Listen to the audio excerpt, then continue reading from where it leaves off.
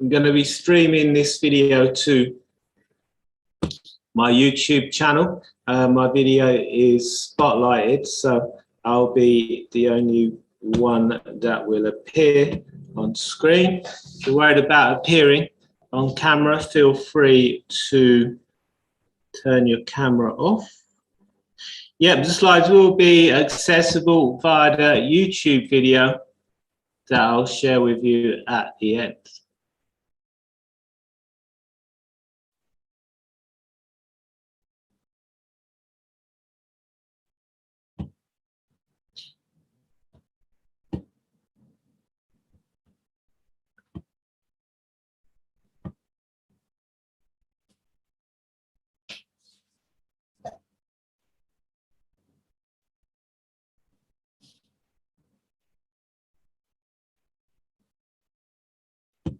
Okay.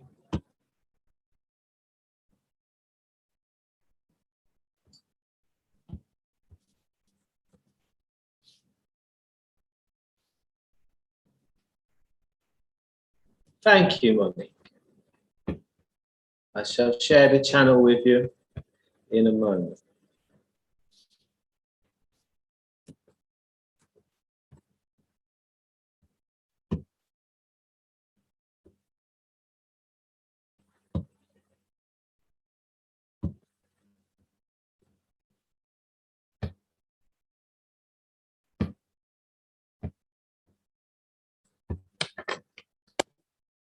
The video will be streaming there.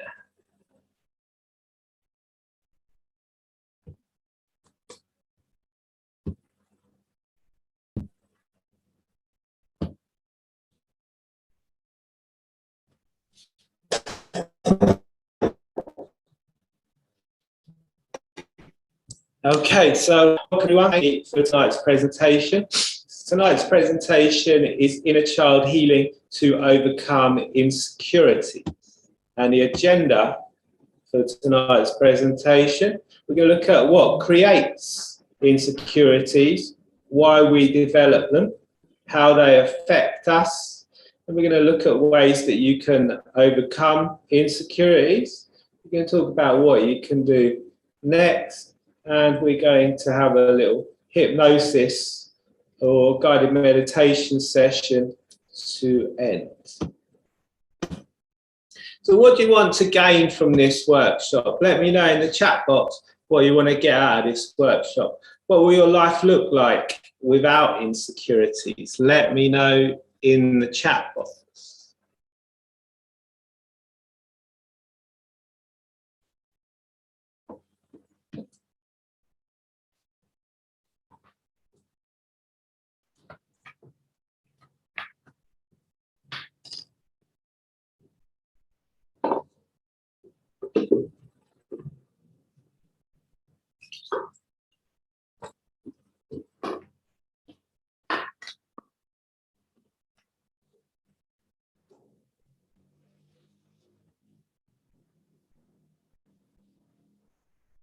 More confident in social settings, more places of mind, more peace and contentment, no social anxiety, more peace of mind. Yes, I thought that was what you meant, Mike. Thank you. Calmer, more grounded and quieter, more space to be yourself, less self-critical, more confident.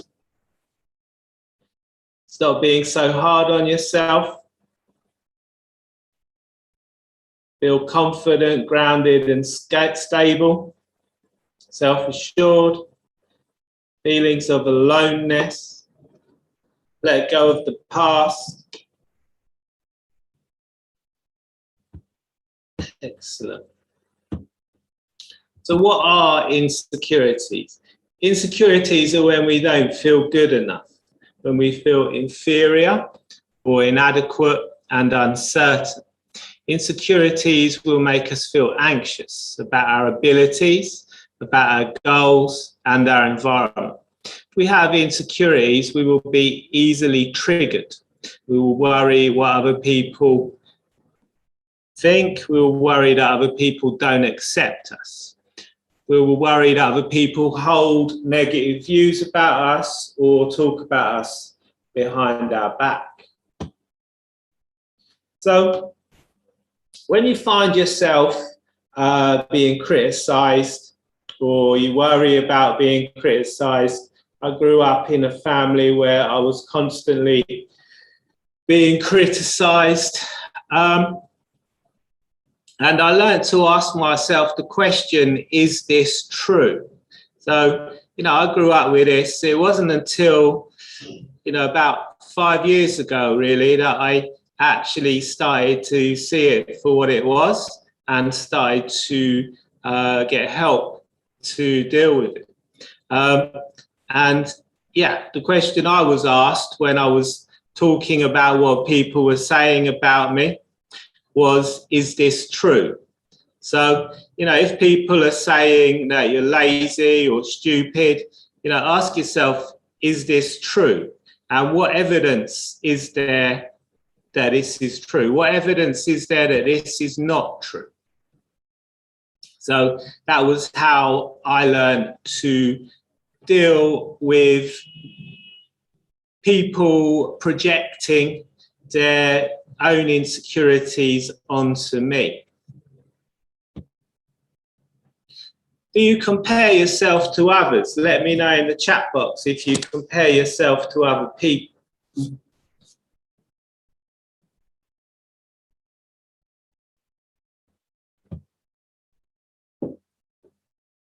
Yep.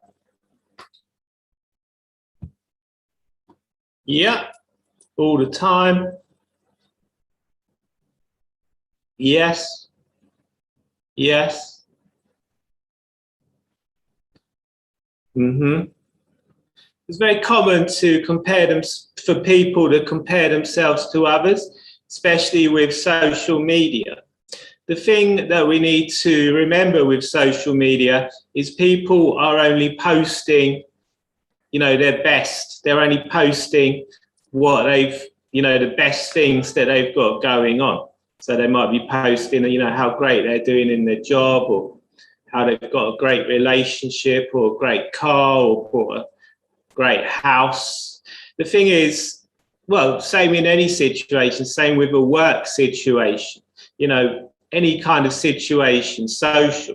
We can compare ourselves to other people, but we don't know what's going on in their lives. We don't know what's going on in their head. Someone could have a great job and a great house. It could all look brilliant from the outside. They could have a terrible relationship. They might never see their kids. They could have a terrible marriage. So what we see from other people isn't necessarily a true reflection of what they've got going on. And if we're comparing ourselves to them, we're not being fair to ourselves, because we know everything that we've got going on in our lives. We know everything that we've got going on in our heads. So when we compare ourselves to others, we're not being fair to ourselves. If you'd agree with that, let me know in the chat box. So what creates insecurity? So as children, we all experience insecure feelings. All children have insecurities. All children have things that they're afraid of. All children are afraid of monsters under the bed. If we grow up with good enough parents, we're going to learn to process our insecurities. We're going to be able to stop them affecting our adult lives. If a child grows up with dysfunctional parents, as most of us do, that child's not going to be able to process these insecure feelings effectively. So they're actually going to develop lots more insecurities. And to cope with these insecurities, we may come up with toxic coping strategies, ways to try and soothe ourselves when we feel insecure. So such things could be acting out. So projecting our own insecurities onto others, becoming narcissistic ourselves, or acting in by becoming addicted to substances, alcohol, by using food to try and calm ourselves, to deal with our emotions, emotional eating. So do you act out or do you act in? Let me know in the chat box if you do either of those.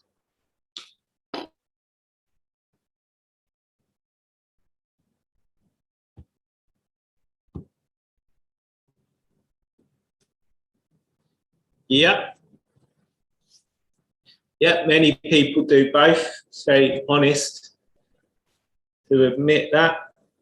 Yeah, food is acting in. Food is the most common substance that people use to try and suppress their emotions and to try and help themselves, overcome their insecure feelings.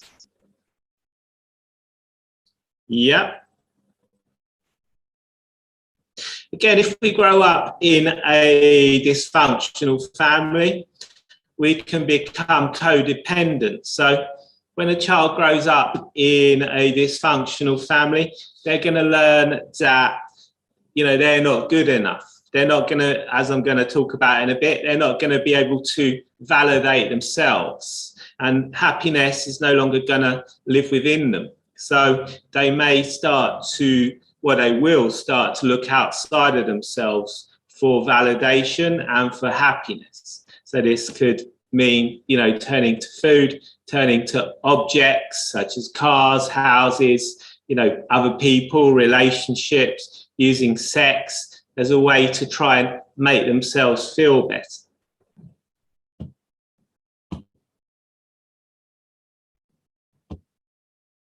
So when we grow up in an abusive or dysfunctional household, it can lead to us developing all kinds of insecurities, which can then lead to feelings of anxiety. A child is looking for their parents to understand the world. So if their parent's abusive, until the age of 3, there is no I, everything's a we. A child internalizes everything and they see everything as part of them. They're looking to their parents to teach them about the world. So if those parents are abusive, or if they neglect the child in some way, that child is going to internalize that. It's going to think it means that the child is going to think that neglect, that abuse means that something's wrong with them. And this can lead to them feeling insecure about sex or their sexuality. They may develop a distrust of the world and people in it.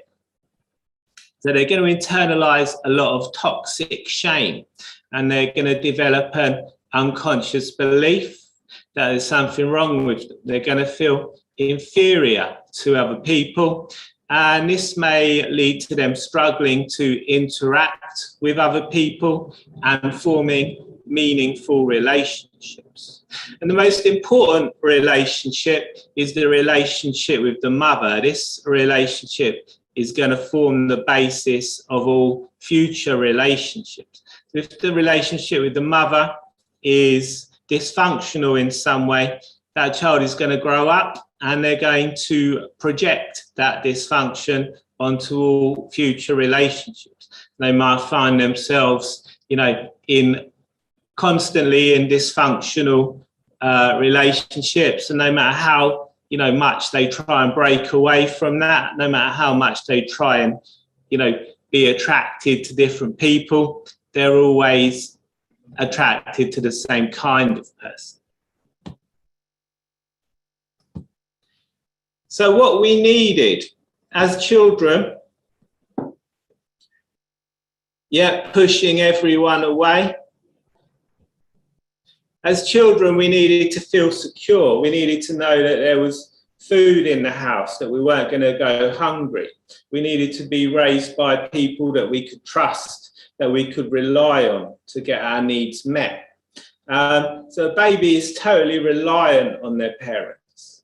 And if those parents, let the child down, or the baby's growing up in a place where there's a struggle to get food, or there's a struggle to get love and attention, that baby's they're going to internalize that. And as they grow up, they're going to project it out onto the outside world. So as a baby, we needed to know that we were going to get fed or changed when we cried, and picked up and hugged when we felt scared. We didn't get these things as a baby, then these are going to cause us to feel insecure. If a child doesn't feel safe and secure in their environment, they're going to internalize it. As I said previously, this internalization of these insecurities is going to create toxic shame. Children need their parents to validate them. So, parents need to tell the child that, they're okay. They need to give that child unconditional love and acceptance. If the child grows up being constantly invalidated or with no validation, they're not going to be able to validate themselves as adults, and they're going to be constantly looking to the outside world for validation. So this can make us needy, can make us constantly looking to other people to tell us that we're doing okay, constantly asking other people if what we're doing is right, constantly asking other people if they love us. As you said previously, it can lead to pushing other people away, can lead to testing other people and testing relationships and doing things to see if we're loved, see, if I do this and the person really loves me, they won't leave me. And so it can lead to us ourselves being abusive to try and see if we're actually loved. And this can become, a means of getting validation. Again, any attention is better than no attention. So if a child's growing up in an environment where there's no validation, they may start acting out, they may start, playing up at school, doing things to get attention. Even if it's bad attention, it's still attention. So do you look for reassurance? Do you find yourself constantly asking other people, if everything's okay? Do you find yourself constantly needing other people to give you reassurance and validate you? Let me know in the chat box.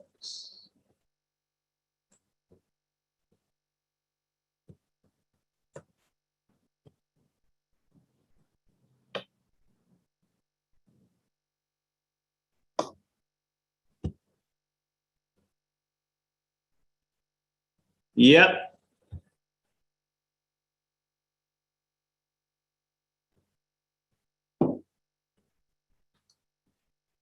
Yep, used to, now you try not to.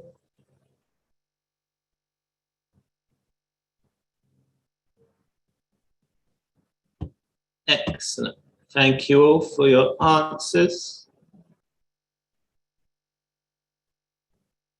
Yep, almost always in the past.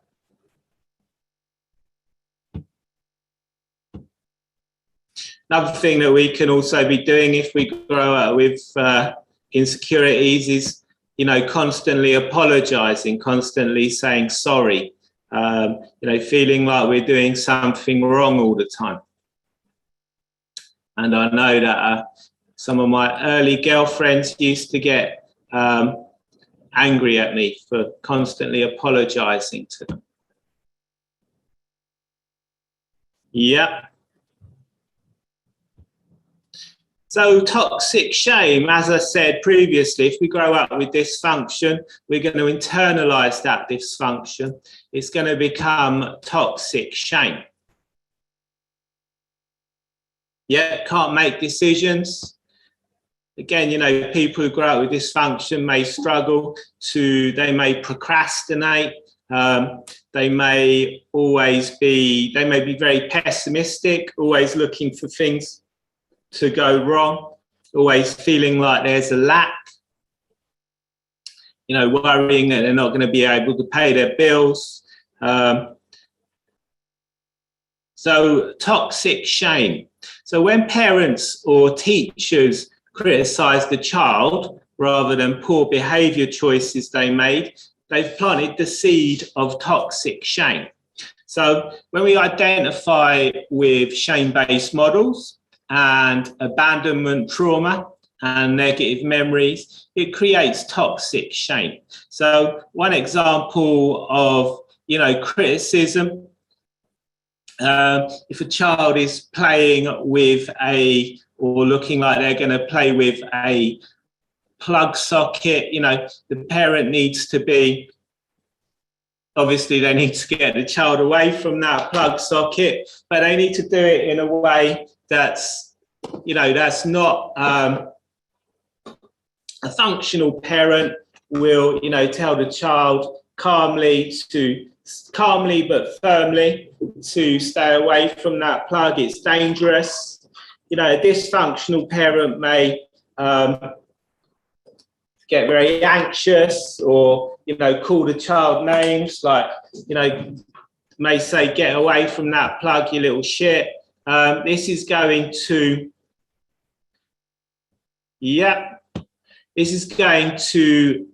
cause the child to internalize this. It's going to create toxic shame for the child. And, you know, small events like this are going to build up to create a lot of toxic shame. So were you called names as a child? Let me know in the chat box if you were called names as a child.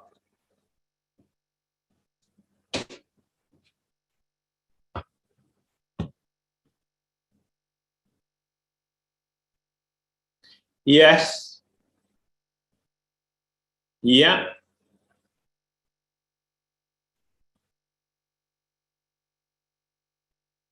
So many dysfunctional families, you know, they think it's clever to be sarcastic, to call each other names, to take the mickey out of each other. You know, when we grow up with a dysfunctional family, we may have been told that we should have been born a boy or a girl, or, well, the opposite sex.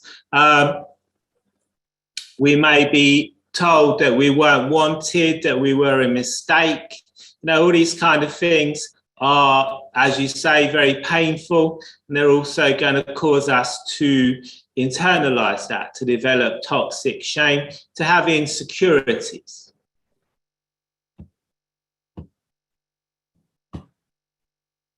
So dysfunctional people, dysfunctional parents, often try to deal with their insecurities by projecting them onto others. And a small child is obviously an easy target for a narcissistic or, you know, an adult baby parent to project these insecurities onto. So when someone's calling the child names, or putting the child down, it's often the parents' insecurities that they're actually projecting onto that child. So if they're, you know, calling the child stupid or, you know, some other names, it's actually their own insecurities, their own feelings of being not worthy that they're projecting onto that child. Told you were different. Yeah, really different from friends at school. Yeah. So they're going to find fault in the child. They're going to tell them that they should have been, as I said, a boy or a girl. They're going to make them feel like nothing they ever do is good enough.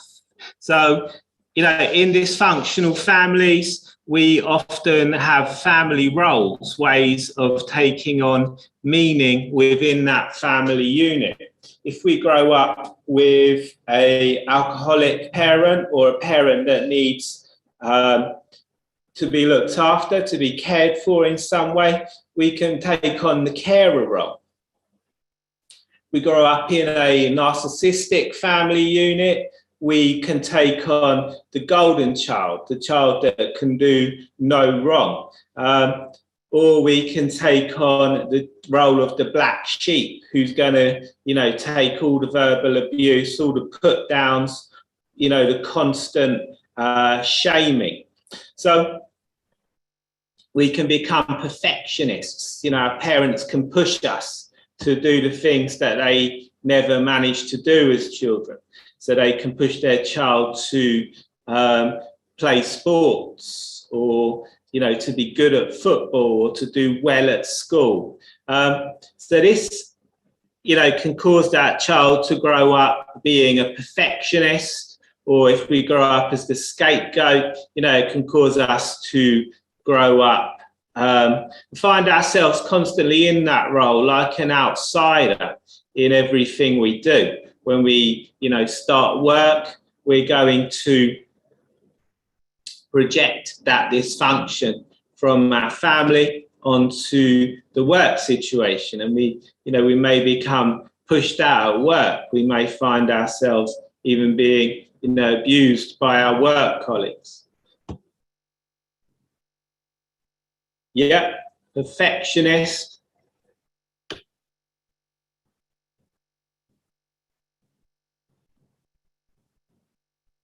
It's possible for your role to flip between all, or flip between multiple roles. Usually, with a dysfunctional family, yes, but with a very narcissistic family, probably not. A very narcissistic family is going to be black or white. So you either take on the role of the golden child who can do no wrong, or you take on the role of the black sheep who's going to get all of the issues.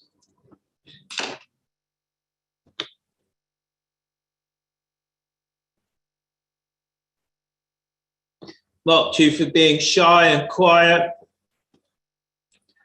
Aunts and uncles mocking and calling inappropriate names, and that made you withdraw more. Yep. Yeah, I used to very much struggle with work. Again, it wasn't until I realised that work was a projection of the family unit that I understood why. At gatherings as well, yeah. We can become like a social outcast. So when we start school, we could be bullied, feel inferior to our peers.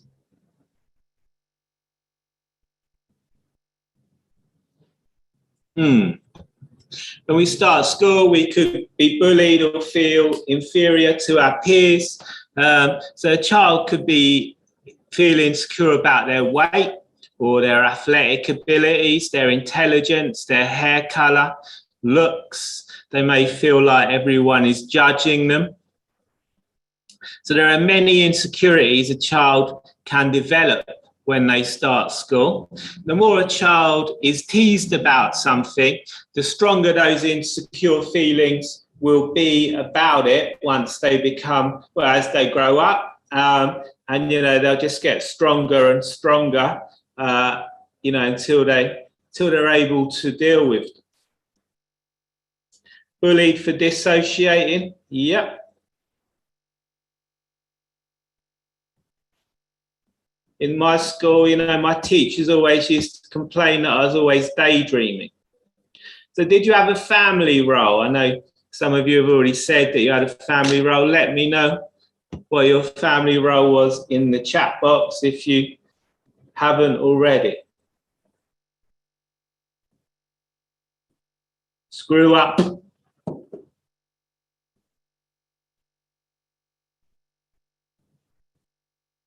mediator,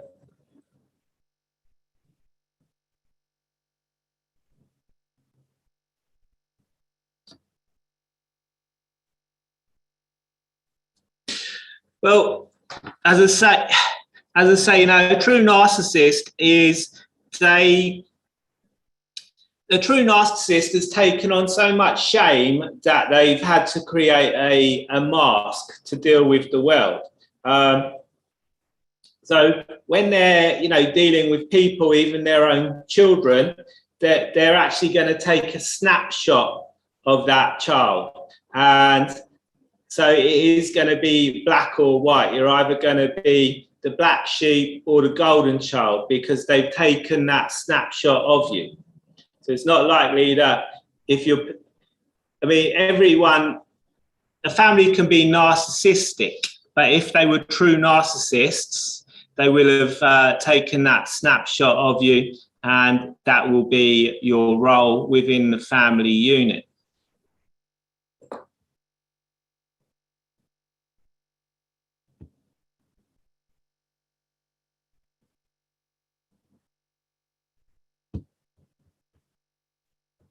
Let's check in YouTube.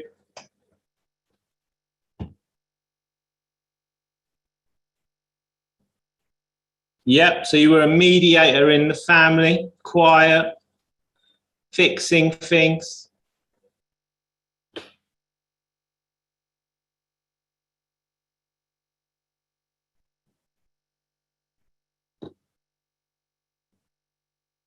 The disappointment, observer.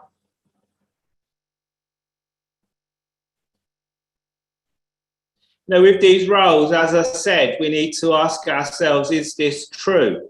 So if you feel like you're a disappointment to your family, you need to consider, you know, or you can consider what things you've achieved, what are your accomplishments.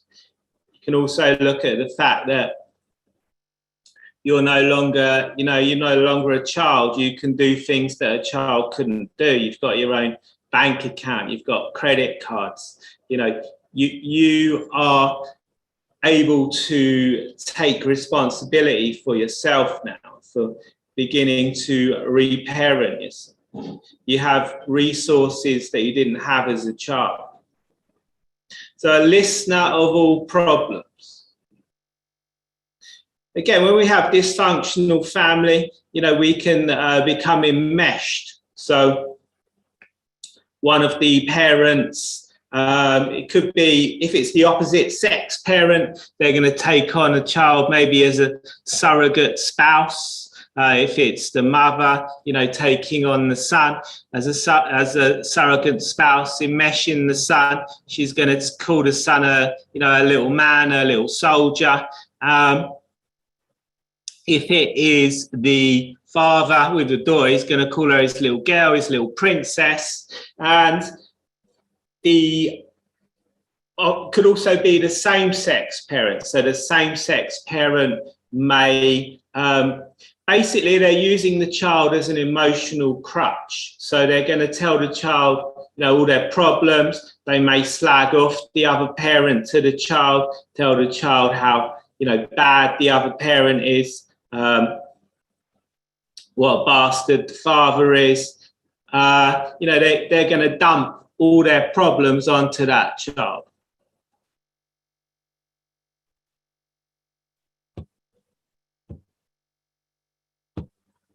So splitting, as I said previously, a dysfunctional parent is going to be projecting their issues onto a child. The child's going to be an easy target.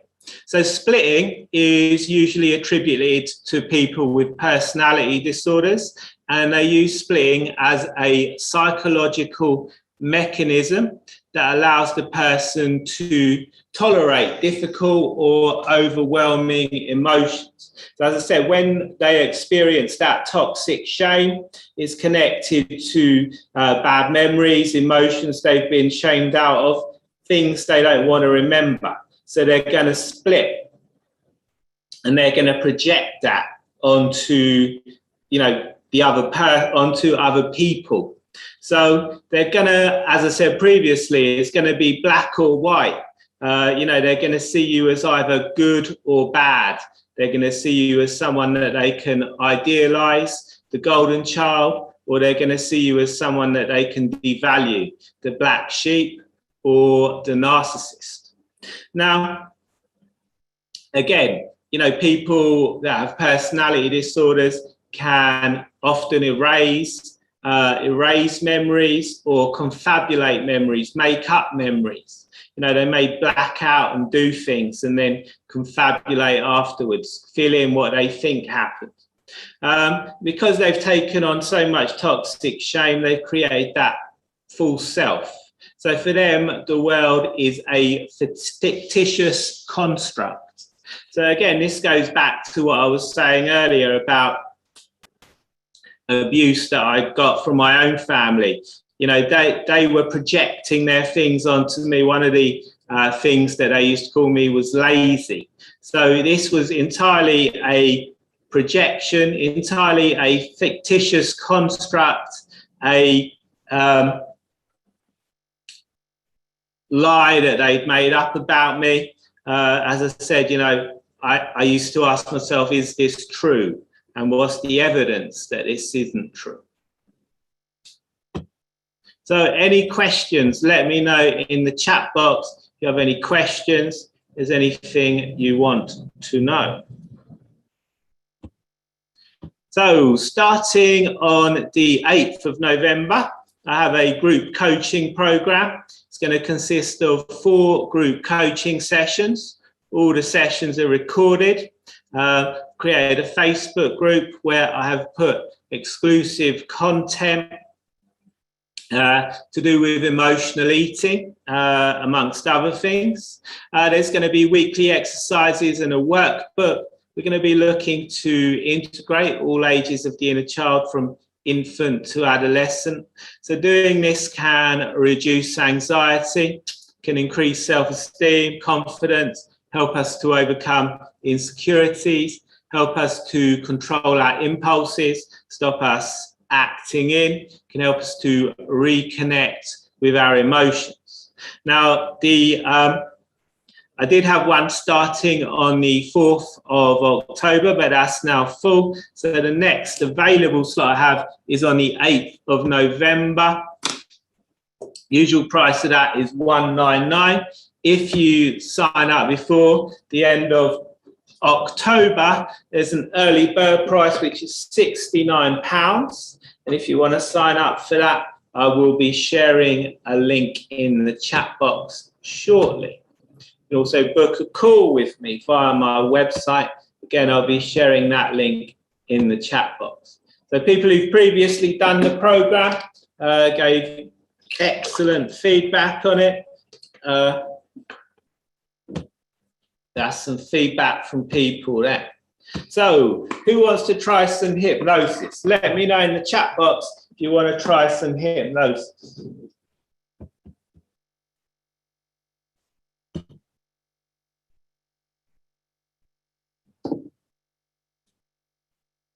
Yep. Yep.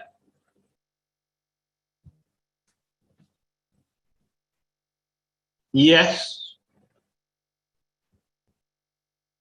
Okay. Have you ever tried hypnosis before? Let me know if you've ever come to one of my workshops before, tried hypnosis previously. Let me know in the chat box.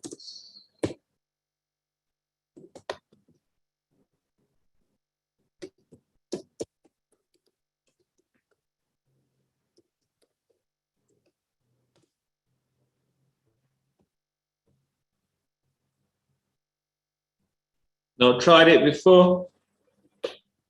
Deborah loved it. Excellent. Okay. Yeah, that counts. Only in the workshops. Okay. Okay, so What we're going to do first is some exercises to show you the power of your mind. So if you've already been to my workshops before, you've probably seen these exercises before, tried these exercises before.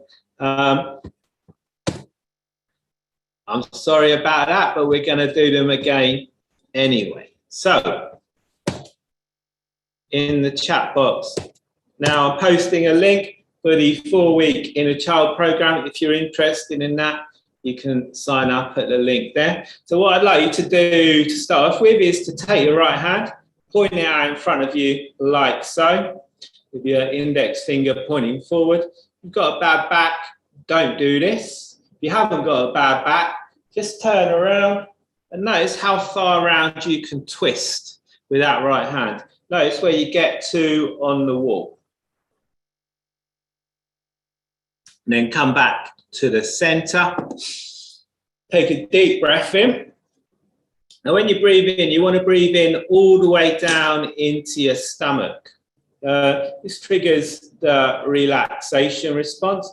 And it's said until the age of 7, we all naturally breathe into our stomach. But for some reason, once we start school, we stop doing this. So breathing all the way down into your stomach. As you breathe out, just allow your eyes to close. With your eyes closed, you can imagine yourself twisting round even further, twisting all the way round if you want. It's only in your mind. Just imagine that happening now. Imagine yourself twisting, going all the way around. And then open your eyes. Once again, placing that right hand out in front of you. And this time twisting around again. Again, without moving your lower body, just twisting at your waist. Just see how much further you can go around this time. If you're able to go around further, let me know in the chat box.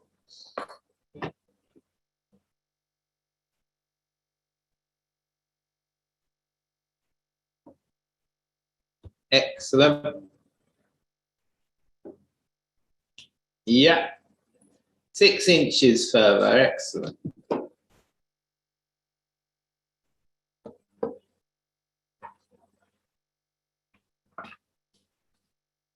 Okay.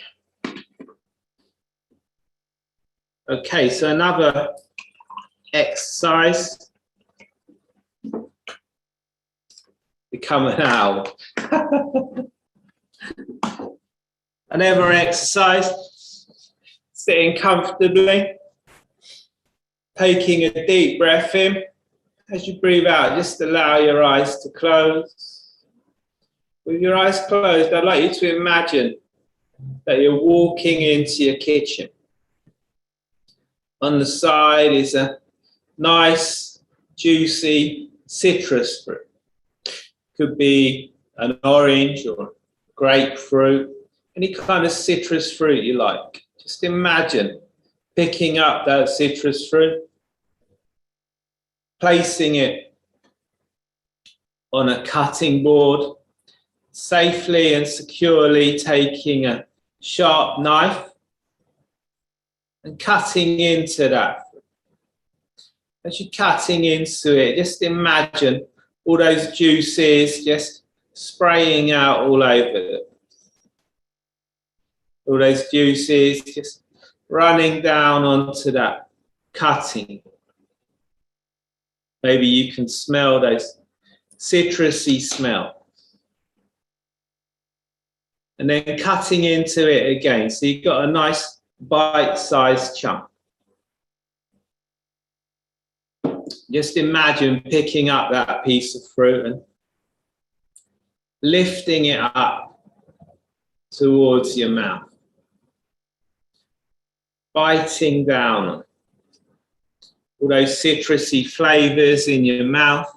All those juices just flowing out, flowing down, dripping off your chin. Imagine that happen. Then open your eyes, come back to the present. If doing that made your mouth water, let me know in the chat box.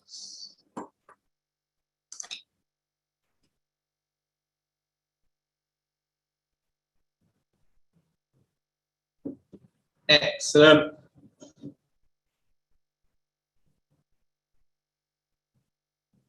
Super. So this is the power of your imagination. It's the power of your unconscious mind. Just making yourselves comfortable. Take a deep breath in. As you breathe out, just allowing your eyes to close. With your eyes closed, I'd like to take a few moments to just focus on your breath. Again, breathing all the way down into your stomach. Noticing your stomach rising, breathing in, falling as you breathe. See if you can notice yourself becoming more relaxed with in-breath, out. If you can notice any difference between those. Maybe the in-breath is slightly cooler than the out. Noticing your stomach rising as you're breathing in, falling as you breathe. If any thoughts should come into your mind, you can just notice them. Allow your attention to return to it. See if you can notice more relaxation with the breath, with the sound of my voice, the spaces between my words. Feel like you're not going into hypnosis. Just imagine yourself going into hypnosis. Pretend you're going into hypnosis. And then pretend you're not pretending anymore. Continue breathing deep. And your unconscious mind is always in control. Always looking to keep you safe. The unconscious is responsible for all the most powerful,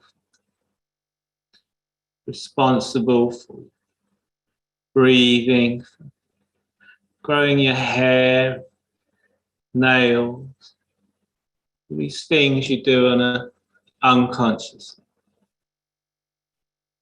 You're unconsciously able to change from baby to a child, from a child to an adult.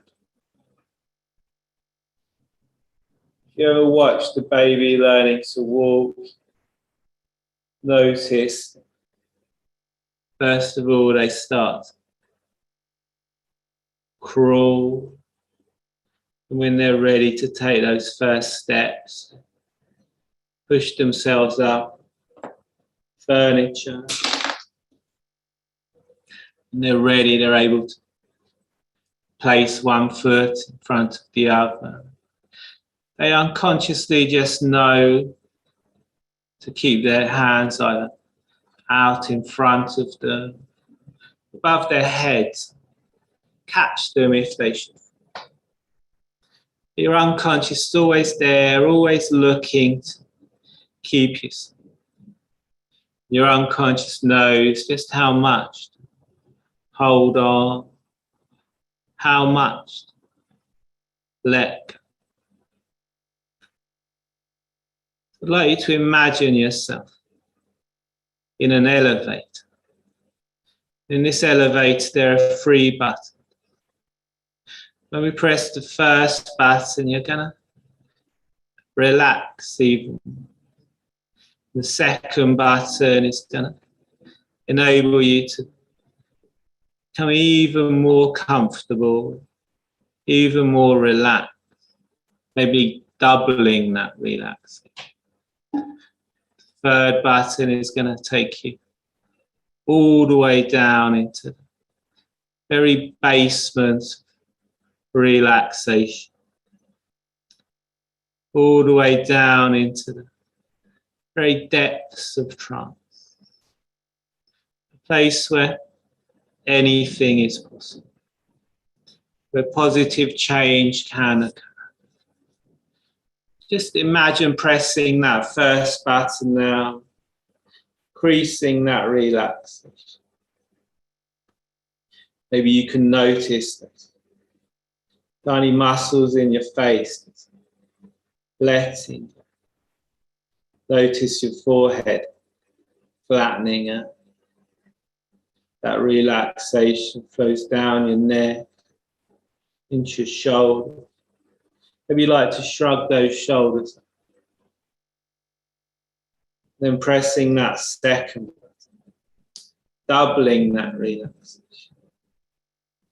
Even more relaxed.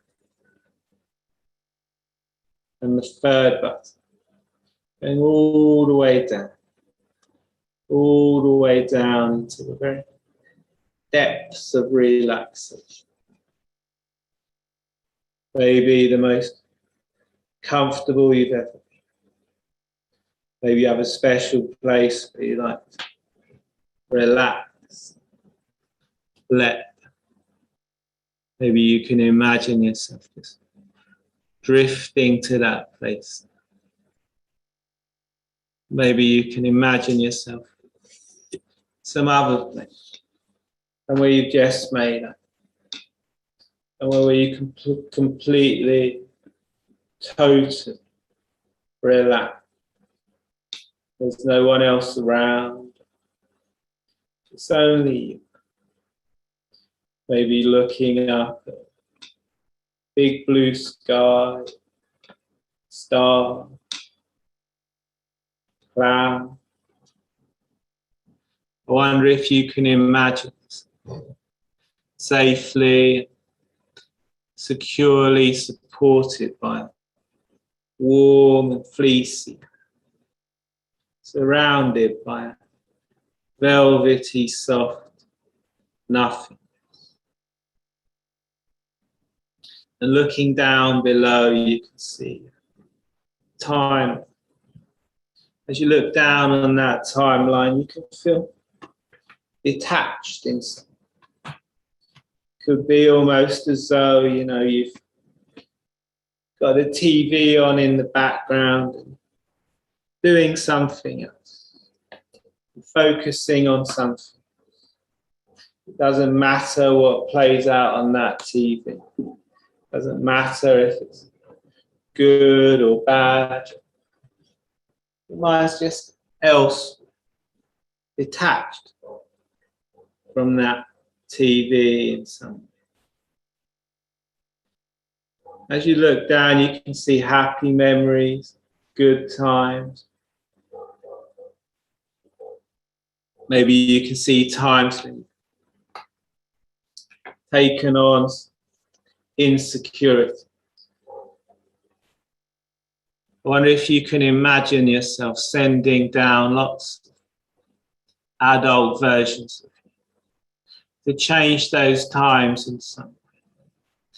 Your conscious mind, neither mind, is unconscious, changes these things. Sending down lots of adult versions of you. Maybe to give the younger version of you a hug.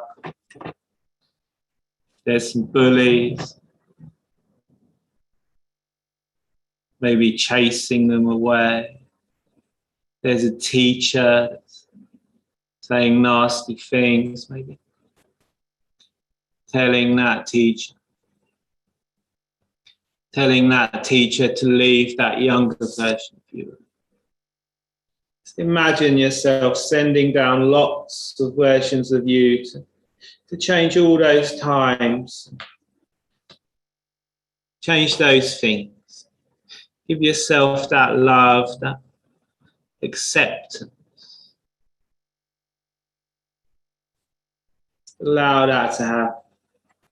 As you continue to relax, your conscious mind can drift and dream. Unconsciousness changes those things. Maybe you can get a sign from the unconscious. Sign that some of that old stuff's release.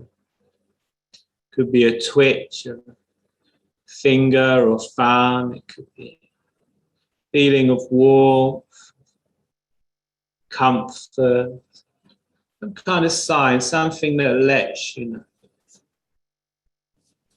Allowing that to happen. Those things can just happen like a flash.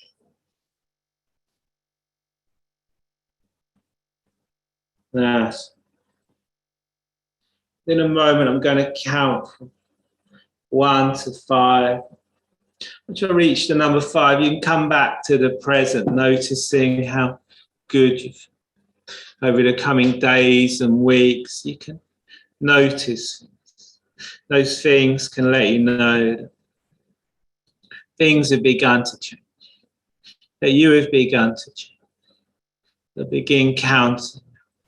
1, just allowing any feeling to return to your feet. Maybe you'd like to wiggle those toes. 2, as that feeling moves up your legs, that energy moving up your legs and into your body. 3, down your arms, into your hands. Maybe you'd like to wiggle those fingers. 4, and on the next number, you can open your eyes, coming back to the present, noticing how good you feel. Maybe you'd like to stretch and yawn. 5, eyes open, wide awake.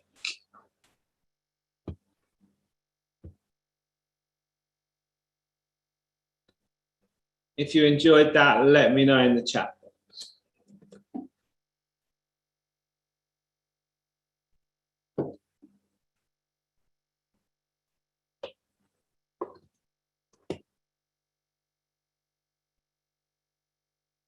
Thank you. Thank you.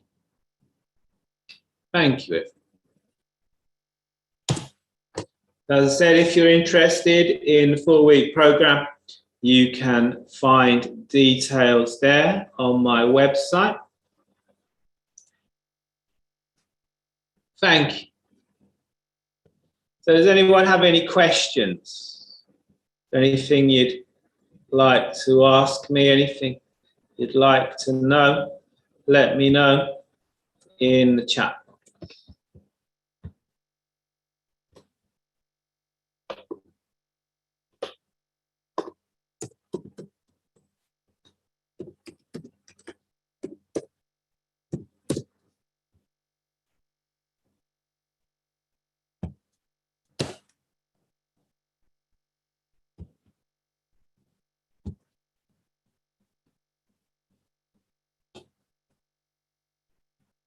Something you can do to help with self-esteem. One moment. So, as I said previously, if you want to book a session with me, you can get a discounted session via my website there. I offer everyone that comes on these workshops it used to be a free session. Back then, I have lots of people who book calls and don't turn up. The other Friday, I had 5 people who booked calls and didn't turn up. So I now charge a small fee, which is just £9 for a full hour session. So if you want to take advantage of that, you can book a call with me there. I do have a recording on my YouTube channel to help with self-esteem.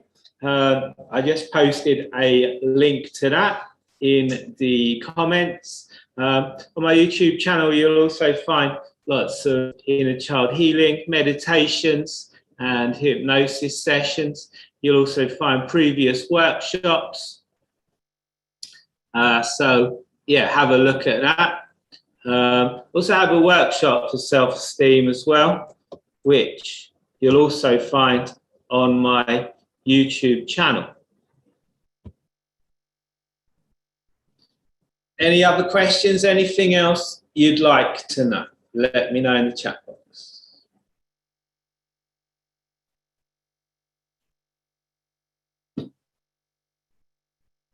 Thank you. So check the meetup and Eventbrite groups for future workshops. I'm going to be listing some more workshops tomorrow, so have a look at them. Hope to see you on future workshops. As I said, if you want to find out more about the Inner Child program, go to my website. October is now fully booked, so if you want to do the Inner Child program, it is going to be in November. I limit the places on the program so that I can give everyone my maximum attention. So the program, the 4-week program, is limited to 10 people at a time. So if you want to find out more about that, you can go to my website.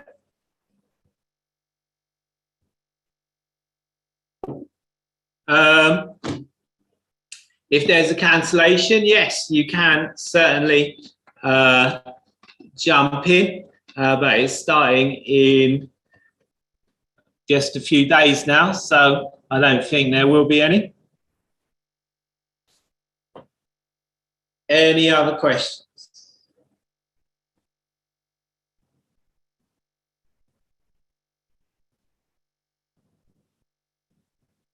Yeah, October the 4th, yes. October the 4th at 7 p.m. And then the one in November starts on November the 8th at 7 p.m. UK time.